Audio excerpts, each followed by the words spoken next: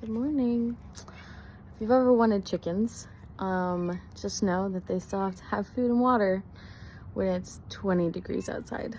So we've got kitchen scraps. I'm gonna feed them really quick, and I've got water heating in the kitchen to pour over their existing water.